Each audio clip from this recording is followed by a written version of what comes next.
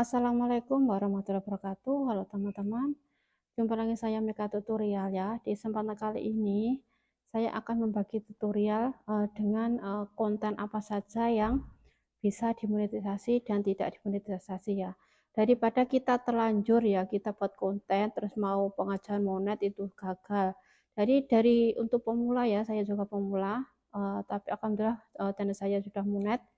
Daripada nanti gagal monet kan kita sia-sia kerja. Jadi dari awal kita membuat konten yang seoriginal mungkin dan jangan asal ambil video atau lagu-lagu yang kena copyright ya, karena kalau kena copyright, kena hak cipta itu kan juga fatal, bisa mengakibatkan gagal monet dan juga komen-komen yang kena spam teman-teman. Ini kebiasaannya ini yang gagal monet itu kebanyakan reupload ya. Iya itu kan reupload itu kan nggak tahu itu dapatnya gimana. Itu kan murni dari video kita. Tapi kenapa bisa di reupload? Biasanya itu kan pihak YouTube itu nggak tahu ya itu posisinya tuh di mana, terus tempatnya di mana, itu kelihatannya sama. Jadi di sini ya untuk pengajuan monet ya. Jadi kita itu harus adakan video kita itu dikasih thumbnail ya, karena ini pengalaman sendiri, saya juga pernah mengalami gagal monet 2 kali ya. Alhamdulillah pengajuan ketiga itu uh, lulus ya teman-teman ya, padahal itu video murni saya ambil sendiri ya, dan hadiahnya juga beda, nggak ambil video orang tapi juga katanya reupload. Reupload itu susah teman-teman ya, kalau kita pengajuan monet ya selama 4 kali masih gagal terus, itu kita itu AdSense kita itu dihanguskan teman-teman. Jadi kalau dihanguskan kita tuh sia-sia, kita harus buat channel baru lagi. Kalau pin pengiriman pin ya, biasanya kalau pinnya dikirim 3 kali nggak sampai, itu kan kita bisa mengajukan manual. Iklannya ditangguhkan, tapi kalau udah ngisi pin itu bisa diaktifkan lagi. Tapi kalau gagal monet 4 kali pengajuan udah gagal, itu udah hangus. Jadi kan sia-sia teman-teman. Untuk pengejaran ya 4.000 jam tayang dan 1.000 subscribe itu buat kita pemula ya, apalagi kita itu tidak dikenal orang, jadi kan itu perjuangan yang sangat panjang ya. Kita dikasih 1 tahun untuk mengejar monetisasi itu.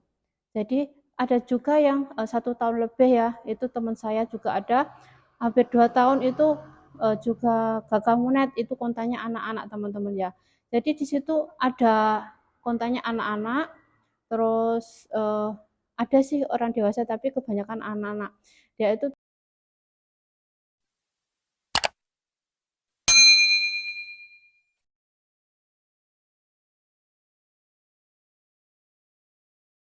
kontennya anak-anak teman-teman, terus itu diedit ya, dikasih narasi, selama 1 bulan diajukan ulang lagi, ternyata juga gagal monet lagi. Lepas itu tahu-tahu itu dihapus oleh pihak YouTube ya, YouTube-nya hilang teman-teman. Terus dia itu ada satu lagi teman saya ya, subscriber saya itu buat konten itu ada 2-3 kali gagal monet. Terus dia itu kan sayang sama subscribernya. Kalau videonya dihapus itu subscribernya itu nggak hilang teman-teman. Tapi kalau memilih konten itu asal jangan comot. Acara televisi, acara apa itu kita harus merubah suara atau kasih narasi yang beda dengan yang kita comot tadi gitu. Nggak boleh sama persis ya. Apalagi itu kayak MotoGP lah, itu pasti gagal monet karena itu ambilnya dari media sosial yang diklaim ya, jadi gak sembarangan kita, iya view-nya itu naiknya gratis teman-teman. Apalagi musik-musik ya, itu balap motor lah, musik itu pasti kena itu gagal monet, karena kebanyakan gagal monetnya itu nggak tahu itu masalahnya apa. Kebanyakan teman saya ya itu pengajuan 10 orang itu yang diterima semua itu gagal monet ya. Itu masalahnya juga sepele teman-teman, jangan menganggap sepele, daripada nanti kita pengajuan monet gagal terus kita apa itu berjuang lagi mengejar 4.000 jam tayang dan 1.000 apa itu subscriber. Lebih baik kita benahi dari sekarang ya.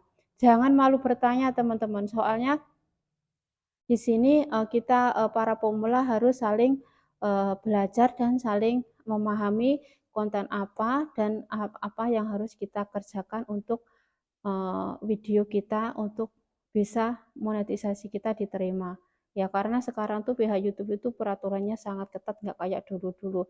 Kalau zaman saya dulu ya teman-teman ya, itu enak sekali. Masalah subscriber, masalah view itu nggak pernah apa itu kena potong-potong gitu. Maksudnya itu lancar teman, nggak ada sepan-sepannya. Tapi sekarang itu kan banyak YouTuber ya, jadi kan nggak tahu kan banyak peraturan-peraturan juga ya. Setiap hari, setiap detik itu banyak teman-teman yang mengeluh tentang subscribernya hilang lah ya. Terus apa itu view-nya itu turun lah, apalagi dolarnya juga jeblok. Banyak teman-teman yang tidak mau melanjutkan YouTuber karena itu teman-teman capek dengan view-nya yang hilang, dolarnya juga nggak naik ya. Jadi kita konsisten saja teman-teman ya, buat pemula ya, jangan patah semangat ya. Dari sini kita belajar untuk membenahi kesalahan-kesalahan kita ya, daripada nanti menyesal. Terus konten game juga dia kan ambilnya di media sosial. Jadi itu ada suara-suara atau ada narasi yang membedakan dengan yang kita ambil tadi ya. Jadi kan untuk copyright ya biasanya konten game, terus konten yang viral-viral atau konten yang biasanya kalau upload itu walaupun kita video sendiri ya. Contohnya saya sendiri, video saya sendiri ya, tapi kita ambilnya tuh kayak sama persis di tempat itu. Atau gini teman-teman, kita punya suara suara ayam ya, suara ayam hari ini kita rekam 5 menit, nanti siang 5 menit, nanti sore 5 menit. Biasanya kan kalau kita kehabisan konten atau kehabisan ide, jadi kan kita itu ambilnya yang suara-suara itu. Jadi disitulah yang dinamakan reupload. Kan walaupun kita beda ambilnya, jamnya beda, tapi kan itu kan suaranya sama. Jadi pihak YouTube itu nggak tahu itu apa itu ambilnya itu beda-beda. Kan itu kan suaranya sama ayam. Jadi kan pihak YouTube juga bingung mau gimana. Soalnya kalau monetisasi itu kan bukan apa itu bukan komputer manual teman-teman. Jadi sangat teliti sekali ya. Jadi sini buat pemula di sini kita belajar ya. Dan kalau ada pertanyaan boleh tulis di kolom komentar, nanti saya akan membalasnya ya. Karena saya juga pernah mengalami hal berikut ya. Daripada ya kalau YouTube ya kita itu jadikan optimis saja, biar optimis ya, jangan terlalu gimana. Yang penting kita mengolahnya dari awal itu benar ya. Jadi di sini kita juga jalan ke depannya itu juga enak ya. Soalnya kan kita itu sebagai YouTuber itu kayak jualan teman-teman. Kalau jualannya itu kita berbobot atau menarik, itu banyak pembeli yang datang gitu. Jadi dari awal kan kalau kita pemula itu nggak langsung bagus, tapi banyak kekurangan dan kita harus belajar untuk memperbarui atau memperbaiki konten yang kita buat ya. Semua itu yang sukses dulu itu teman-teman, sama kita juga nggak tahu apa-apa. Dari mereka lah dia itu belajar dari satu, kalau dari satu-satu jadi dia bisa mengolah konten dan view-nya meledak begitu saja ya. Soalnya entah YouTuber besar, YouTuber kecil itu tidak tahu, ya penting kan konten kita itu berbobot tidak ya. Kita membantu orang dengan tutorial yang kita berikan tidak gitu. Soalnya orang itu menilai dengan isi yang kita berikan ke di sini. Teman-teman paham kan teman-teman ya. Jadi kan kita di samping ya, di samping kita membuat tutorial yang menarik, di sini juga kita bisa menyalurkan hobi kita ya.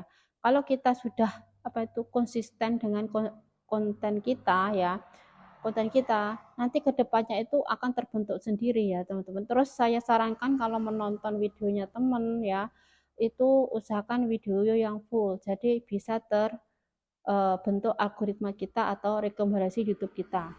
Jadi kita sama-sama menguntungkan teman-teman ya. Terus kalau teman-teman ada yang komen ya, saya harap itu bisa kunjungi balik teman-teman biar mereka itu lebih semangat lagi. Biasanya kan kalau view-nya turun ya teman-teman, jadi kita juga nggak semangat untuk membuat kontennya karena kita ini kan juga nggak tahu ya video mana yang bisa diminati oleh penonton. Dari situlah kalau video kita itu ada yang diminati, contohnya hari ini yang nonton 100 orang ya, terus oh aku buat konten ini kak nonton 200 orang. Jadi penonton kita itu suka dengan konten yang disukai yang di view 200 orang tadi ya. Jadi disitulah kita mulai di situ kan mulai membuat konten seperti itu. Kata-katanya sama nggak apa-apa, yang penting itu beda sedikit ya. Soalnya tutorial juga gitu-gitu saja ya teman-teman. Yang penting kita mudah dipahami oleh YouTuber kita atau pelanggan kita ya. Di sini saya ucapkan banyak terima kasih. Mungkin terlalu saya masih belajar. Kalau ada kurang lebihnya saya minta maaf karena ini juga pengalaman saya sendiri ya. Kita di sini sama belajar.